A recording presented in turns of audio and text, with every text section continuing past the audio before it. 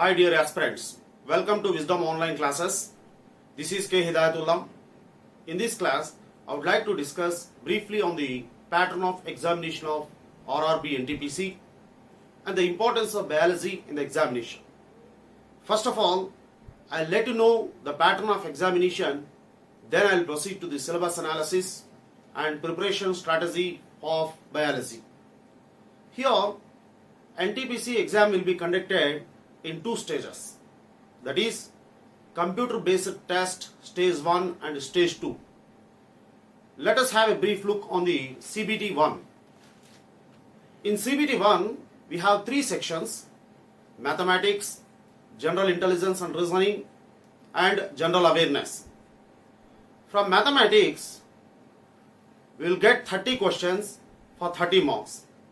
From general intelligence and reasoning we will have 30 questions for 30 marks, and from general awareness we will have 40 questions for 40 marks. So the total number of questions are 100. Each question carries 1 mark, so total marks are 100. Here you have to remember there is a negative marking. 1/3 mark will be deducted for each wrong answer. So this is the pattern of CBT 1. Just you have to remember, CBT 1 exam will be conducted for 100 marks. We have three sections: mathematics, general intelligence and reasoning, and general awareness. Here you have to remember there is negative marking. 1/3 mark will be deducted for each wrong answer. In a similar manner, CBT 2 will be conducted. Here also we have three sections: mathematics, general intelligence, reasoning, and general awareness. But only the difference is in the number of questions and number of marks. Here the CBT 2 exam will be conducted for 120 marks. 120 questions will be given. Here also there is negative marking, and the duration of the exam is 90 minutes. So this is the pattern of CBT 1 and CBT 2. Let us have a brief look on the general awareness part of the exam. Here in general awareness we have various subjects like current affairs, history, polity, economy, geography, environment, and general science. Here I would like to discuss about the general science part here. In general awareness, the general science plays very important role. Out of 40 questions of general awareness, and an average 12 to 14 questions can be expected from the general science part. That too, 60 to 70% of the questions are from the life sciences, that is from the biology part. And here, the complexity of the questioning is easy to moderate mode. We know it very well. In any competitive examination, we have three different kinds of questions. They are fact-based, conceptual, and analytical questions. But here in NTPC examination, most of the questions are fact-based and conceptual. Here let us differentiate what is fact-based question, conceptual, and analytical with an example. Here I will take blood grouping as an example to differentiate this one. Almost all of you know about the blood grouping. If you ask anybody which blood group is called as a universal donor or universal recipient, he simply answers O group is called universal donor, AB is a universal recipient. So this is fact. Simply knowing the information is fact. See, O group is donor, AB group is recipient. This is fact. Then what is concept? If you get the answer why it is called as donor, why it is called as recipient, then it becomes the concept. Why O group is called as donor? Because the O blood group people doesn't have any antigens. And why AB is called as a recipient?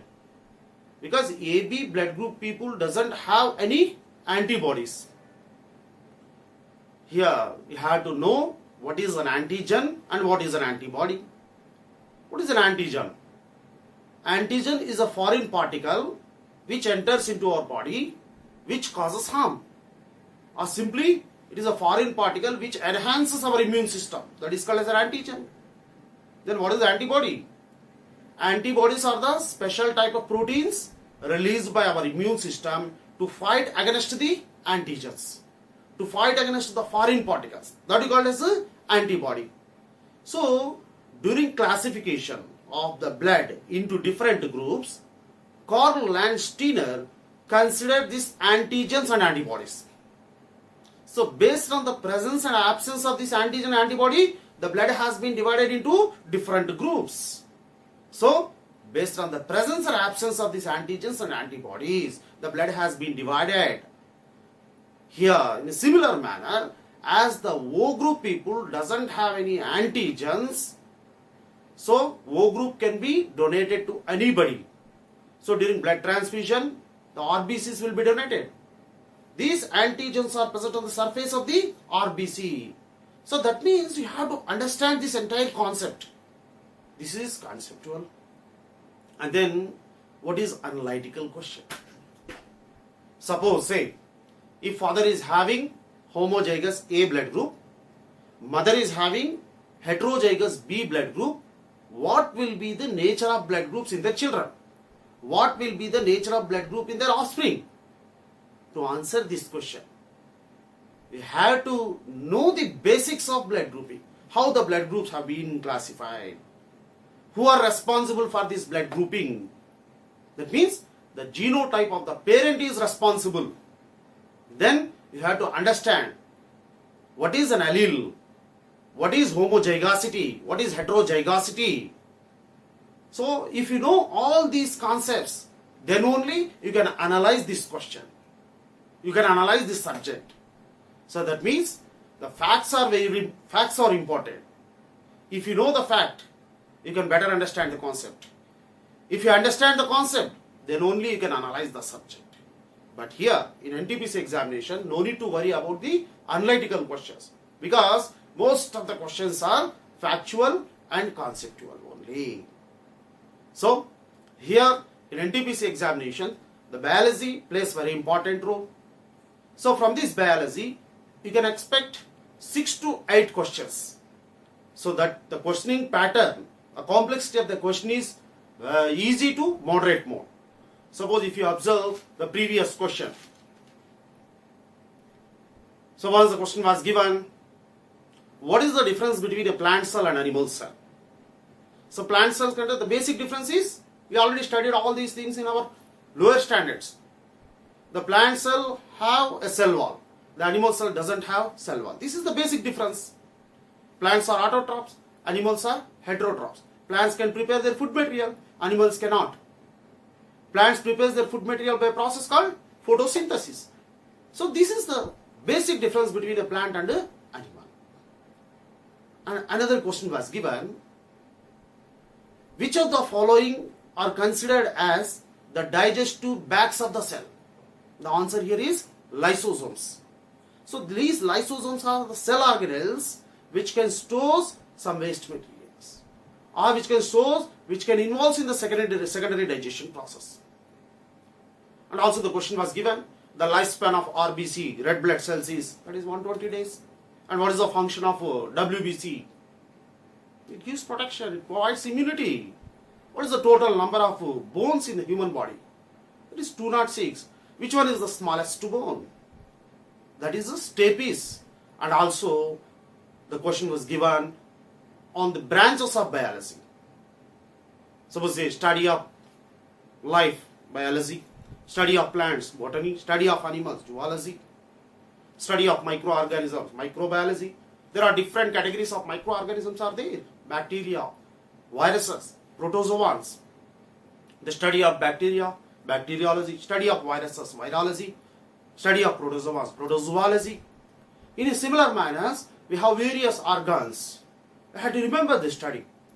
Say for example, the study of hair, trichology, study of eyes, ophthalmology, study of heart, cardiology, study of liver, hepatology, study of lungs, pulmonology, study of brain, phrenology, study of skin, dermatology, study of bones, osteology, study of blood, hematology. Like that, the questions can be given. And also, the location of the organizations. The question can also be expected in this manner. So once the question was given, NIMHANS is located at. NIMHANS means National Institute of Mental Health and Neurosciences. It is located in Bangalore. So like that, the basic questions can be given. But here, you have to remember the facts as well as the concepts. Then let us see the topics included in the biology and where we have to focus in exam point of view. So first of all, introduction to biology. Here, we'll study what is biology, what are the branches of biology. So basic concepts of biology can be studied here. Then classification of the living world. Here how the organisms have been classified. That is 5 kingdom classification proposed by Robert Whittaker. Then we'll proceed to plant classification and animal classification. The plants have been broadly divided into non-flowering plants and flowering plants and their external morphological features, and all this can be studied here. Animal classification. Animals have been broadly divided into 2 categories, that is non-chordata and chordata, based on the presence or absence of the vertebral column, that is backbone. So this is classification part. And the next most important topic, an exam point of view, is animal physiology. Here physiology means the study of metabolism, the study of life activities. Here in this physiology part, we will discuss various types of organ systems, including the nutrition part. So this nutrition topic, it is very, very important. So what is meant by nutrition? Simply the intake of food materials is called as nutrition. We will intake various kinds of food materials like carbohydrates, proteins, fats, vitamins and minerals. All these are nutrients. So this is a very important topic. We can expect minimum 1 question from this nutrition topic. And then digestive system. So what is meant by digestion? What is the importance of digestion? All this can be studied here. A respiratory system, similar manner, other organ systems like respiratory system, circulatory system, excretory system, nervous system, endocrine system, reproductive system, skeletal system and sense organs. This is the most important area in this biology part. From this area, we can expect 3 to 4 questions. And then plant morphology. Here, the external features of the plants can be studied. So what is root, stem, leaf, flowers, fruits, all this can be studied in this external morphology. And then plant physiology. So unlike animals, the plants also undergoes metabolism. So the main metabolic activities of the plants are photosynthesis, transpiration and growth and development. This can be studied under this plant physiology part. You know very well about this photosynthesis. This photosynthesis is the one and only natural process which is providing oxygen to the other organisms. So photosynthesis means here the plants are preparing their food material by utilizing the solar energy. So that can be the basics of photosynthesis can be studied here. And transpiration and phytohormones, that is plant growth regulators, auxins, gibberellins, cytokinins can be studied here. And then cell biology. Here cell biology means the study of basic structural and functional unit of the life, that is called as a cell. It is also called as cytology. In this cell biology, we will study the structural organization of the cell. What is the difference between a prokaryotic cell and eukaryotic cell? And what are the functions of the cell organelles like mitochondria, which is called as powerhouse of the cell, chloroplast, which is present only in the plants, it is called as kitchen house of the cell. So lysosomes, once the question was given in NTPC examination, digestive bags of the cell are, that is lysosomes, and suicidal bags of the cell, they are called as lysosomes. So like that, so different, that means the structural, the different organelles of the cell can be studied here in the cell cytology or cell biology part. And then genetics. Here we'll study The study of heredity and variation is called as genetics. So heredity means the transmission of characters from parents to children, a transmission of characters from one generation to the next generation. There is a lot of diversity in the universe. There is a lot of biodiversity. So who is responsible for this biodiversity? The genetic material that we call as chromosomes. The chromosome, the basic components of the chromosomes are DNA. So we'll study about this DNA, the hereditary material, how it is responsible, the sex determination. All these can be studied under this genetics part. And then evolution. Evolution means changes occurs in the organisms during the course of time. That is called as evolution. How the organisms have been evolved, organized. That all these can be studied under this evolution part. And then pathology. Pathology means the study of diseases. So what is meant by disease? Any impairment or malfunctioning of our organ called as a disease. And what type of diseases are there? How the diseases occurs? What are the factors responsible for these diseases? There are various kinds of factors. External factors, internal factors are there. And then how many types of diseases are there? There are congenital diseases, acquired diseases are there. Congenital disease means the diseases which occurs by birth. They are hereditary diseases. And acquired diseases, the diseases which occurs after birth, they are called acquired diseases. Again, the acquired diseases are, they are communicable diseases and non-communicable diseases. Okay, communicable diseases, they are transferring from one person to other person. They are communicable. Non-communicable diseases, and also various kinds of diseases caused by pathogens, like bacterial diseases, viral diseases, protozoan diseases, fungal diseases. All these can be studied under this pathology part. Here, in exam point of view, the most important topics are animal physiology, pathology, then plant morphology, cytology. These are the very important areas. From this animal physiology part, you can expect minimum 3 to 4 questions. And from pathology also, you can expect 1 or 2 questions. So these are two most important areas. Here you have to focus on them. Okay, this is a syllabus included in the biology part. Here I'll conclude, and the detailed subject will be discussed in the further classes. Thank you.